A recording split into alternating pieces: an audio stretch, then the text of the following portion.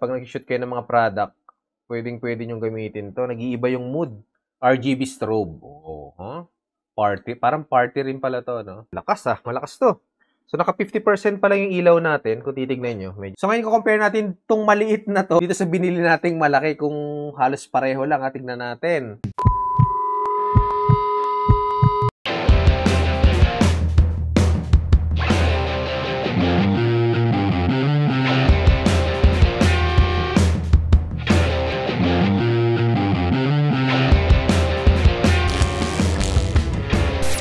Okay, good evening! So yun, gabi, no? So meron tayong i-unbox ngayong gabi, binili natin at kailangan gabi talaga ito i-unbox para matest natin. So ito yung tinatawag namang mini LED light or video light.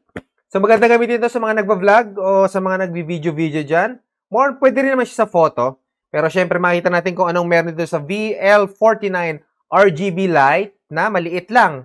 So kung i-compare natin doon sa last kong binili, ito pala yung last kong binili, no? Yung malaking LED light. So, RGB yung nabili natin. Tignan natin yung pinagkaiba nitong ilaw nito kung talagang malakas. Pero syempre, mas mahal to ng konti kesa dito. 1,000 plus to, alam ko eh. So, ito nasa 800 pesos o 700.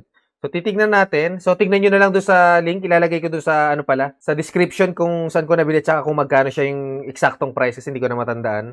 So, ito. I-unbox natin itong Ulanzi LED light natin na pang video. So, itabi mo natin ito mamaya. I-compare natin yung lakas. So, ito yung ating i-unbox. Ulanzi LED light. Small LED light. So, mini LED light palang tawag dito. Pero RGB ang kinuha natin. So, ibig sabihin, merong red, green, and blue. Siyempre, RGB kasi. So, yun. Let's unbox. So, yun. Simple lang ang laman niya. Ganito lang. Charging cable.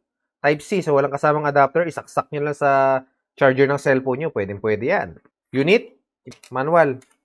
Dito, makikita nyo sa manual, hindi to binabasa, pero syempre, dahil Chinese, hindi natin maintindihan. Kaya sa likod, English.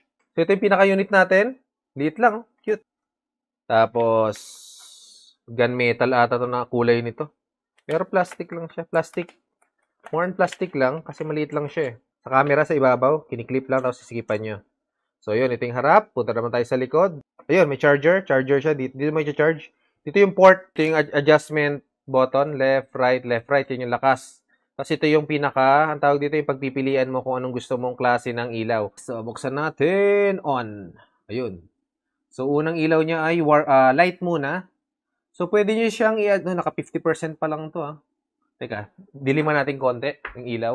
So, yun. Ito ay malakas malakas to. So, naka 50% pa lang yung ilaw natin. Kung titignan nyo, medyo malakas-lakas na, no? 50% sa ganito kaliit. So, pwede nyo dagdagan yung adjustment nga dito, yung dalawang button dito. So, taasan pa natin hanggang... Oh my gosh, ang lakas. Malakas siya. Sobrang lakas. As in, ang lakas. Kung titignan nyo naman, kaya akong ilawan, no? 2,000 mAh yung battery niya. So, medyo mahaba-haba ang buhay nito. Lalo't pag LED light, syempre, mas tipid siya. Pwede nyong i-adjust yung temperature. Pwede nyong i-adjust. Kaya, pag binabaan nyo, mag-warm yan. So, ito, naka 4,690. Pwede nyong babaan. Pag binabaan nyo, magiging warm ang kulay niya. Ayan, kung titignan nyo, naging warm. Ayan. So, tulad din sa isa. Parang studio ang datingan, pero ang lakas niya sa ganito kaliit. So, nandun na tayo sa dalawang option ito. Yung warm at saka yung pinaka, natin, light color lang, yung white. So, lipat naman tayo sa isang menu niya na mag-iiba siya, magiging RGB. So, susunod itong pinaka-menu. Diinan natin. Ayan, no? Kung didiinan nyo siya, so na-adjust nyo rin yung kulay niya. Ayan, yung sinasabi ko. Pwede kayong mag-adjust ng iba-ibang klaseng kulay. So, the more na ina-adjust nyo, nag-iiba ng kulay at saka yung klase ng RGB niya. So, sa adjustment din yan. So, pindutin nyo lang ulit yung katabing button dito, yung pinaka-menu. Mayroon dito mga option eh. So, yung unang option niya, yung cop car. Nakikita nyo naman, parang ang pulis. Red and blue. So, next, meron niyang ayan, cop car. Next nyo lang sa adjustment. Ambulance. Ayan, meron ding ambulance na option. Fire engine. Ayan, fire engine, red and white. Next, emergency. Ayan, emergency daw yan.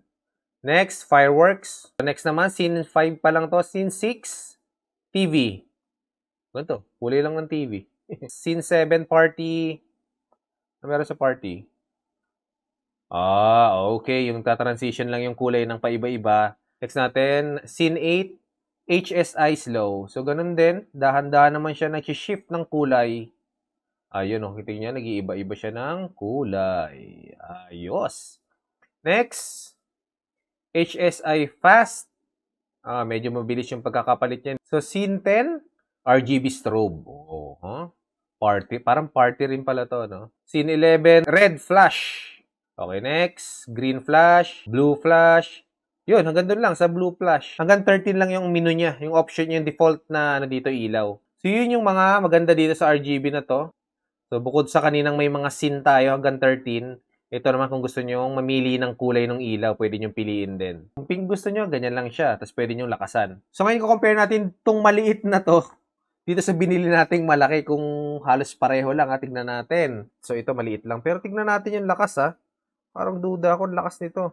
So, ito na yung 100%. 100%. Patayin natin. Ilagyan naman natin itong isa. Tignan natin ha.